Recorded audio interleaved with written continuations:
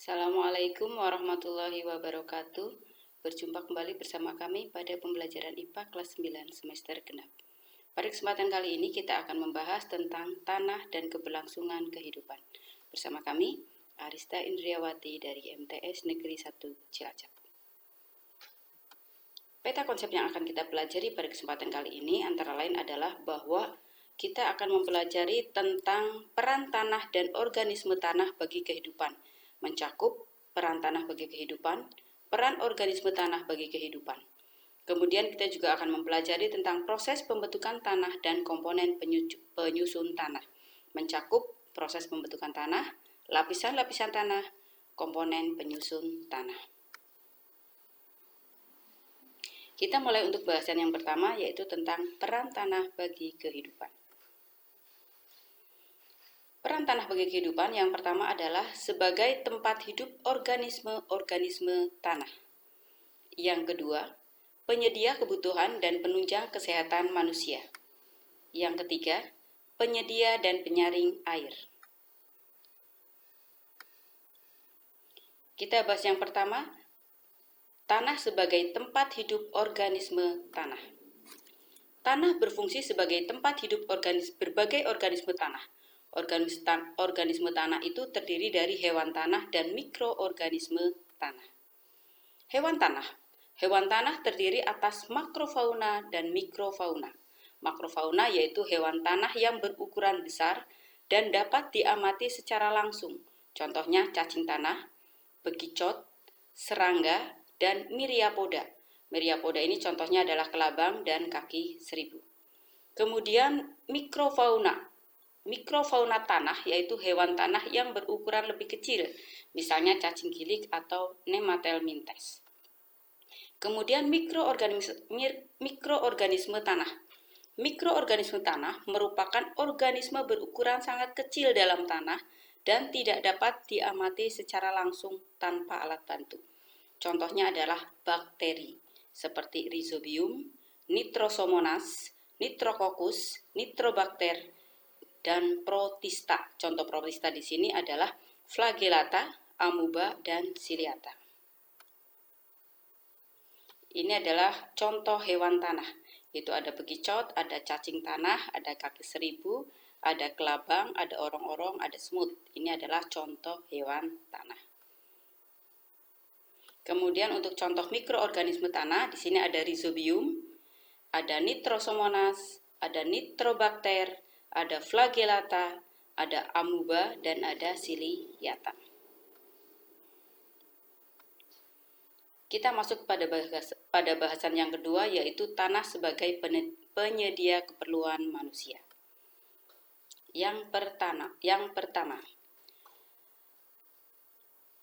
tanah sebagai penyedia keperluan manusia itu dapat digunakan sebagai tempat tinggal dan tempat melaksanakan berbagai aktivitas. Yang kedua, digunakan sebagai bahan bangunan untuk membuat rumah. Yang ketiga, penunjang kehidupan karena mengandung bahan tambang seperti minyak bumi dan batu bara yang berguna bagi manusia. Yang keempat,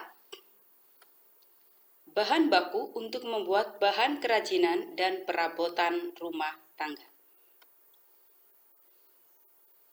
Yang kelima, tempat tumbuhnya tumbuhan dan hewan yang sangat berguna untuk memenuhi kebutuhan manusia. Kita lanjut untuk yang ketiga, yaitu tanah sebagai penyedia dan penyaring air. Sebagian besar sumber air itu ada di dalam tanah. Untuk memperoleh air tanah, biasanya dilakukan melalui pembuatan sumur dengan cara menggali atau membor tanah. Karena sebagian besar sumber air berada di dalam tanah, sehingga dapat dikatakan bahwa air memiliki fungsi sebagai penyedia air. Fungsi tanah sebagai penyaring tanah melibatkan organisme yang hidup di dalam tanah.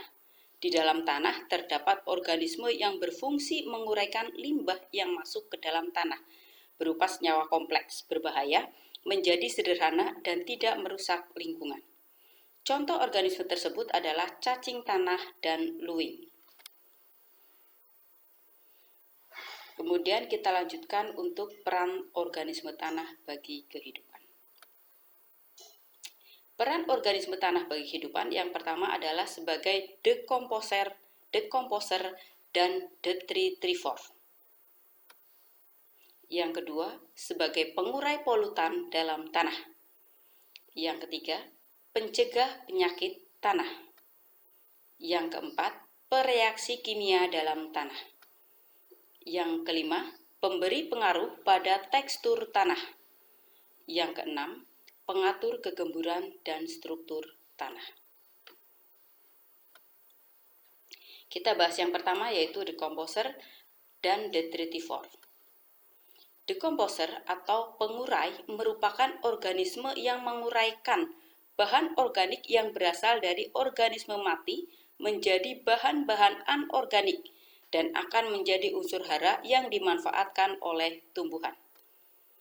Detritivor merupakan organisme yang memakan sisa-sisa bahan organik atau detritus. Contohnya itu siput, luwing, dan cacing tanah. Yang kedua, pengurai polutan tanah. Organisme tanah mampu berperan sebagai agen biologis pembersih polutan dalam tanah karena organisme tanah mampu mengunci bahan kimia karena racun semuanya terakumulasi dalam tubuh bakteri. Kemudian yang ketiga, pencegah penyakit tanah. Organisme tanah mampu melawan organisme penyakit yang masuk ke dalam tanah melalui prinsip pengendalian biologis, yaitu predator dan mangsa sehingga organisme yang mengganggu tanah dapat terkendali. Yang keempat, pereaksi kimia dalam tanah. Bakteri dalam tanah terlibat dalam reaksi penguraian materi organik. Bakteri Rhizobium yang hidup pada bintil akar kacang-kacangan dalam tanah berperan dalam mengikat nitrogen untuk menyusun protein di dalam tubuhnya.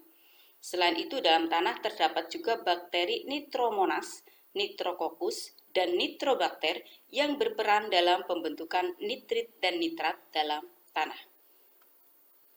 Yang kelima, pemberi pengaruh pada tekstur tanah.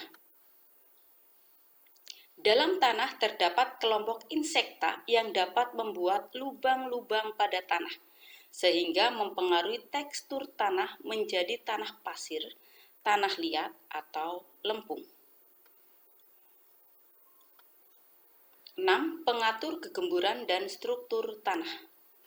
Terbentuknya struktur tanah dibantu dengan adanya organisme tanah. Lendir yang dihasilkan oleh organisme tanah akan bercampur dengan tanah dan membuat partikel tanah terkumpul membentuk gumpalan-gumpalan tanah dan membentuk struktur tanah yang baik. Tanah yang baik adalah tanah dengan struktur memiliki banyak pori-pori. Pori-pori tanah terbentuk karena adanya aktivitas organisme tanah seperti cacing, lipan, dan kaki seribu. Pori-pori tanah membantu menggemburkan tanah dan memungkinkan udara dapat masuk ke dalam tanah serta meningkatkan penyerapan air oleh tanah dan sangat baik untuk menunjang pertumbuhan tanaman. Kita masuk pada bagian yang kedua yaitu proses pembentukan dan komponen penyusun tanah.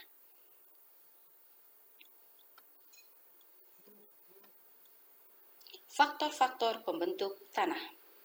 Yang pertama adalah iklim. Unsur iklim yang mempengaruhi proses pembentukan tanah utama yaitu suhu dan curah hujan. Suhu berpengaruh terhadap proses pelapukan bahan induk. Semakin tinggi suhunya, proses pelapukan akan berlangsung cepat, sehingga pembentukan tanah akan cepat pula. Curah hujan juga berpengaruh terhadap kekuatan erosi dan pencucian tanah. Semakin tinggi curah hujan, maka proses pembentukan tanah juga semakin cepat. Yang kedua adalah organisme tanah. Organisme sangat berpengaruh terhadap proses pembentukan tanah. Antara lain, yang pertama, membantu proses pelapukan, khususnya pelapukan organik. Yang kedua, vegetasi berpengaruh terhadap sifat-sifat tanah. ataupun jenis vegetasi tadi akan mempengaruhi bagaimana sifat-sifat tanah yang terbentuk. Vegetasi hutan dapat membentuk tanah hutan dengan warna merah, sedangkan vegetasi rumput membentuk tanah berwarna hitam karena banyak memiliki kandungan bahan organik. Yang ketiga, kandungan unsur-unsur kimia yang terdapat pada tanaman berpengaruh terhadap sifat-sifat tanah tersebut.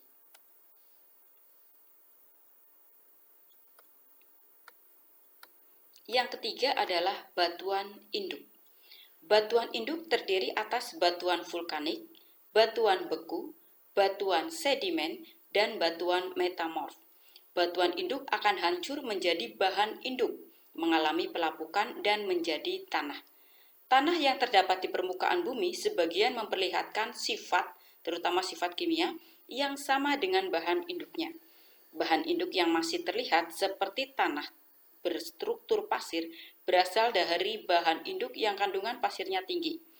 Susunan kimia dalam mineral bahan induk akan mempengaruhi intensitas tingkat pelapukan dan vegetasi di atasnya. Yang keempat adalah topografi atau relief.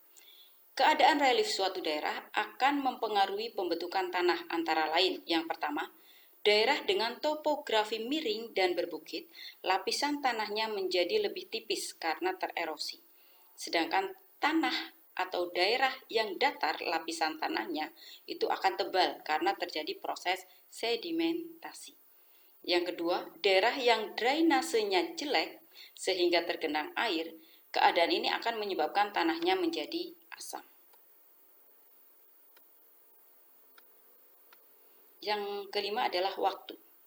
Tanah merupakan benda di alam yang terus-menerus berubah akibat pelapukan dan pencucian yang terjadi terus-menerus. Oleh karena itu, tanah akan menjadi semakin tua dan kurus. Mineral yang banyak mengandung unsur hara akan habis karena mengalami pelapukan, sehingga yang tertinggal adalah mineral yang sukar lapuk seperti kuarsa. Akibat proses pembentukan tanah yang terus berjalan, maka induk tanah berubah berturut-turut menjadi tanah muda, tanah dewasa, dan tanah tua. Tanah muda ditandai oleh adanya proses pembentukan tanah yang masih tampak pencampuran antara bahan organik dan bahan mineral atau masih tampak struktur bahan induknya.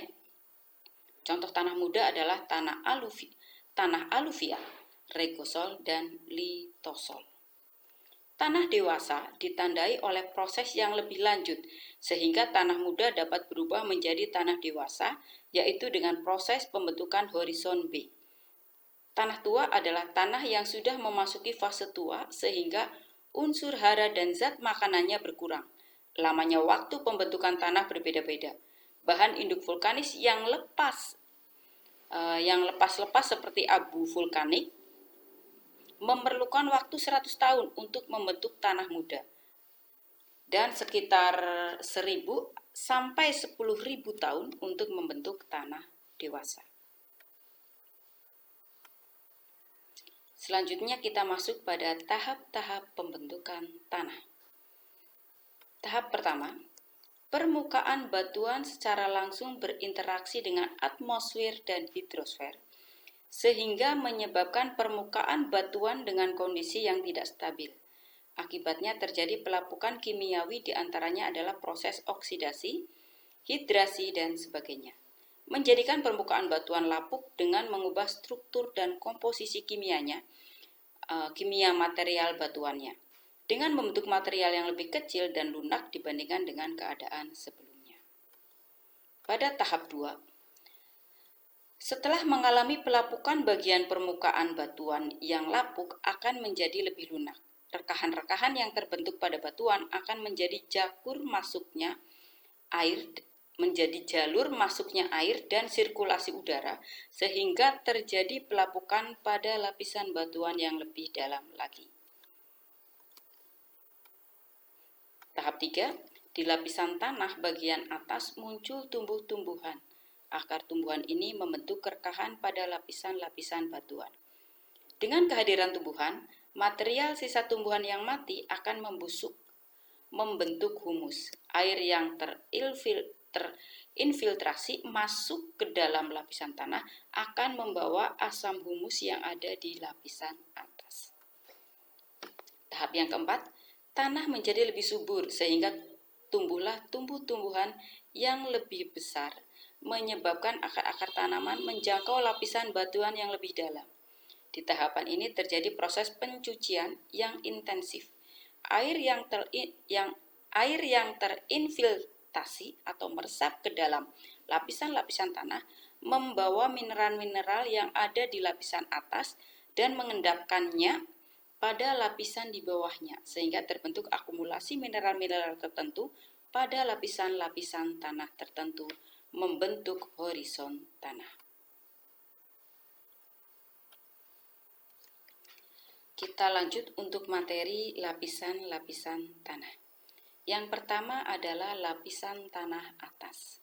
Lapisan tanah atas merupakan lapisan yang terletak hingga kedalaman 30 cm. Sering disebut dengan istilah topsoil. Pada lapisan ini kaya dengan bahan organik, humus, dan menjadikannya sebagai lapisan paling subur, sehingga sangat cocok untuk pertumbuhan tanaman berakar pendek. Cara mengenali topsoil adalah warnanya yang cenderung paling gelap dibandingkan lapisan di bawahnya, terlihat lebih gembur, dan semua mikroorganisme hidup pada lapisan ini, sehingga memungkinkan terjadinya proses pelapukan daun, sisa batang, dan bagian makhluk hidup lainnya. Yang kedua adalah lapisan tanah tengah.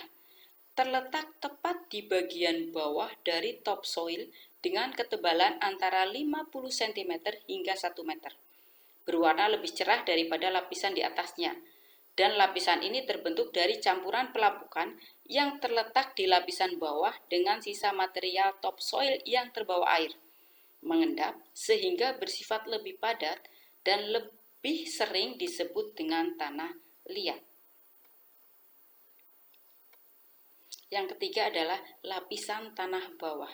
Lapisan tanah bawah merupakan lapisan yang mengandung batuan yang mulai melapuk dan sudah tercampur dengan tanah endapan pada lapisan di atasnya atau tanah liat.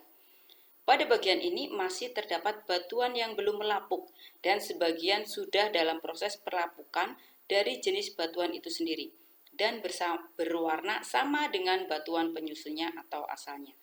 Berada cukup dalam dan jarang dapat ditembus oleh akar-akar pohon atau tanaman.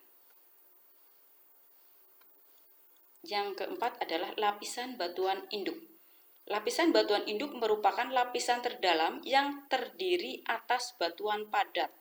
Jenis batuan pada lapisan ini berbeda antara satu daerah dengan tempat lainnya, sehingga menyebabkan produk tanah yang dihasilkan juga berbeda. Batuan pada lapisan ini mudah pecah namun sangat sulit ditembus oleh akar tanaman dan air. Berwarna terang, putih kelabu hingga kemerahan. Lapisan batuan induk ini dapat dengan mudah terlihat pada dinding tebing terjal daerah pegunungan. Kita masuk pada komponen penyusun tanah. Komponen penyusun tanah yang pertama adalah batuan, yang kedua ada udara, yang ketiga ada humus, yang keempat air, yang kelima mineral, dan yang keenam adalah komponen organik.